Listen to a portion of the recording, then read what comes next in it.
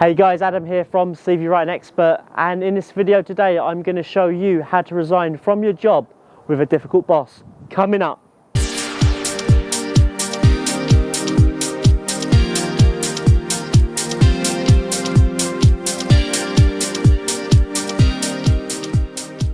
Hi guys, welcome back. Adam here from CV Writing Expert, and in this video I'm going to give you the 5 key stages and steps to resign from your job should you have a difficult boss or HR manager. Let's get into it. Stage 1, step 1. You've decided to resign. The first thing you need to do is you actually have to decide if it's something that you actually want to do. You have to be fully committed and fully resolved to resigning from your current company or organisation. It's something that's not going to work effectively if you sort of half-arse it. You also need to decide for yourself what it is that you actually want from your resignation. Do you want glowing references? Do you want a continuation of your benefits? Do you want all unpaid commissions, perks and benefits that are outstanding? And thirdly, you also need to decide how you're going to react should you be counter-offered at your resignation meeting. Okay, so stage and step number 2. You're actually going to want to look at your contract of employment that you signed prior to starting your current job. Now you're going to want to do this so you can actually understand your legal footing and see what it is that you're actually entitled to, which is what you discussed with yourself in stage number 1, deciding what it is that you actually want from your resignation, be it benefits, pay, commission, references, whatever it may actually be. Now from experience, most companies' contracts are just standard templated contracts. There isn't anything really in there that's really going to fox you. It's pretty much open to interpretation. However, depending on what job you're doing and what project you've decided to take on, the company actually may have written specific terms and conditions within your contract that you must hit prior to you receiving bonuses, commissions, or any form of reward on the actual work that you've done. So absolutely look at the T's and C's before you decide to resign. Okay, so step and stage number 3. You're actually going to want to set with yourself a date by which you want to resign by, taking into account the terms and conditions as per your contract. Okay, so step and stage number 4, we've done all of our planning and preparation. We've decided, yes, we are going to resign. This is what we want. This is my legal footing. And this is where now you have to take control of your boss or HR manager. Now, what the first thing you're going to want to do is you're going to want to set up a date and a time with either your hiring manager, line manager, or HR representative, depending on who it is you need to give notice to. The first thing you actually need to write isn't a resignation letter. The first thing you need to write is an agenda for your formal resignation meeting.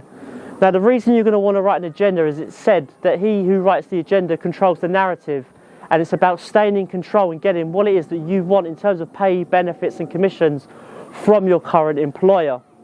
What I actually recommend when it comes to writing an agenda is the first item you should put on is background information. Now the reason you want to do this is we're actually going to send our agenda to our boss and our hiring manager or HR in advance. And when they see the word background information, believe it or not, a lot of people aren't well-trained negotiators. At the actual resignation meeting, they will start regurgitating information about the company. For example, they will start saying things such as, well, to give you some background, we were actually signing a new contract with XYZ supplier and we're going to give you a pay rise based on that. Or we were actually going to nominate your work for X, Y and Z, but we couldn't say something at the moment because, well, it's company confidential, but as you're looking at resigning, we'd like to tell you now. So you can actually find a lot more information out if you write background information as the first item on your agenda. The second thing you're going to want to do if you have a difficult boss or HR is you're going to want to take them out of their comfort zone. And what's meant by that is they're probably going to invite you to their meeting room or to their boardroom. What you want to do is take them out of a position of power. Now, a good bit of advice is to actually try and pick a neutral location, be it maybe a coffee shop or another part of the office, even an area which has got a different annex to where you're actually working at the moment.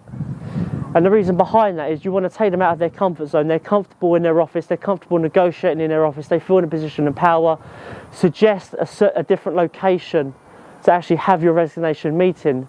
The third thing you're going to want to do within stage 4 is you're then going to want to set up the meeting formally using an Outlook meeting invitation. And in that you're going to actually attach the agenda so your boss or your HR manager can actually see in advance what it is that you want to discuss in the meeting. Now if you need any ideas on agenda and what to put on there in terms of variables or information, I've actually got a link below which gives you a template agenda that you can very easily fill out on Word print out and take with you. So that's the first part of stage 4. Okay, so the big day has come. It's stage 5, the day of the resignation. Now, what you're going to want to actually do is write your resignation on the morning or the day of your resignation meeting. Now, the reason behind this is it's in this letter that you're going to write the terms and conditions and pay benefits and structures that you want pre-employment. So you absolutely need that detail fresh in your mind. What you're also going to want to take with you to the meeting is hard copies of the agenda that you gave out beforehand to HR managers and hiring managers, as well as your most up-to-date contract of employment. Now, what we also suggest that you do is you take a trusted work colleague, family member or advocate that can act on your behalf during the meeting. Now, they're not actually there to actively participate in terms of speak, but they are there to take detailed notes and minutes of the meeting during the resignation meeting itself. The reason being, if you do come to an agreement whereby certain benefits are agreed, or you are counter-offered with a higher salary or flexible working, you're going to want a detailed written record that that is what has actually happened and that did take place. Now, you're going to want to read through your agenda calmly, hand over your resignation letter, and state the demands that you actually want in terms of pay, benefits and follow-up if any. Now, if your letter is accepted, then congratulations, you've got exactly what you wanted. You've played the power play and it has worked out.